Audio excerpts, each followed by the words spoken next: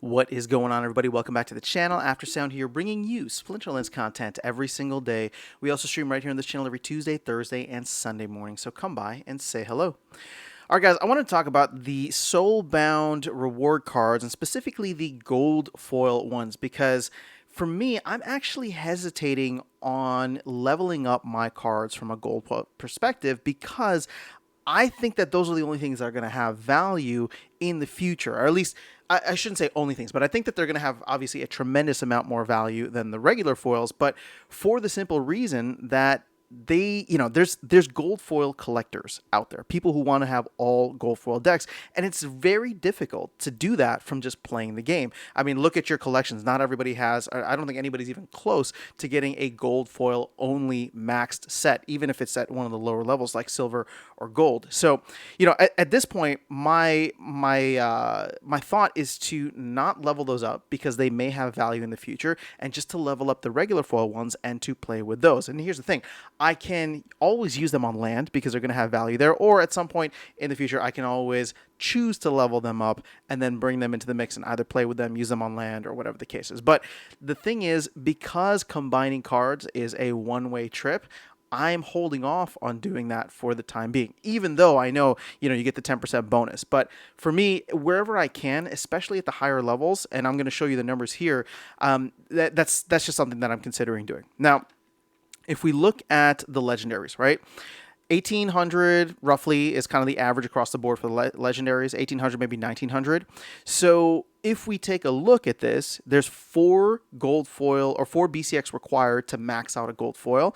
At this point in time, there could only be 450 maxed gold foil copies, which is a lot considering that, there's maybe only 1,000, maybe 1,500 players that play in Diamond, for example, and probably even less below that. Who knows, right?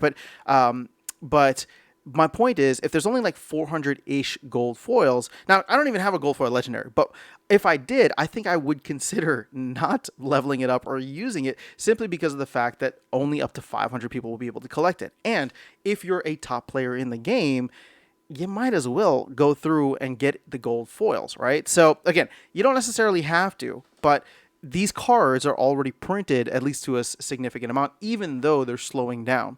Now, epics, on the other hand, these are similar in nature, right? 6,200, 6,300. If you divide that by the 10 BCX needed to max out, there's only 600 or so cards out there that can be used, or max copies. Now, if we go a full year with this, and assume that we just kind of double the amount, well, then your legendaries go up to less than 1,000, about 900, and then your epics go up to about 1,200. But we've slowed down so much in terms of the print rate just with all of the recent changes, specifically the SPS staking requirement.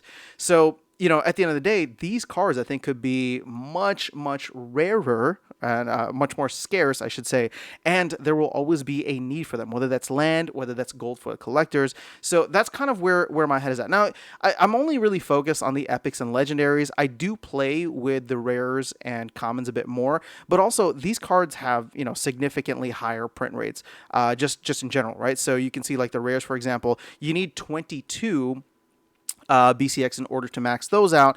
So that's going to give you already like 1,000 max copies, and we'll probably increase that over time. So again, I'm not as worried about the rares, commons and the rares, just because those obviously are not as scarce. But when it comes to the epics and legendaries, I am choosing wherever I can to not. And I know it sucks because sometimes like it's easier to level them up. I'm playing with lower level cards, but that's kind of just where my head is at. So I wanted to throw this out there to you guys and see what is your overall strategy with gold foil, epics, and rares when it comes to the Soulbound reward cards.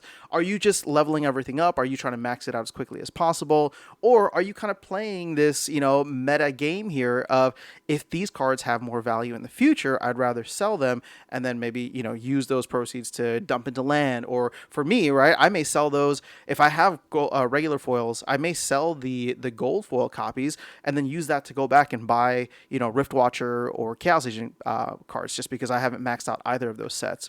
So let me know your thoughts in the comments below. Like I said, I was just looking through these numbers here. They were a little fascinating to me, but at the end of the day, gold foil is always going to have value on land and for gold foil collectors in the game that want a complete set. So at this point in time, I just don't see the appeal yet to go and just max everything out. I think that I want to hedge my bets. So let me know your thoughts in the comments below. Otherwise, I'll catch you all in the next video and see you around the game. Sorry about that. Move my mouse too quickly. All right, later.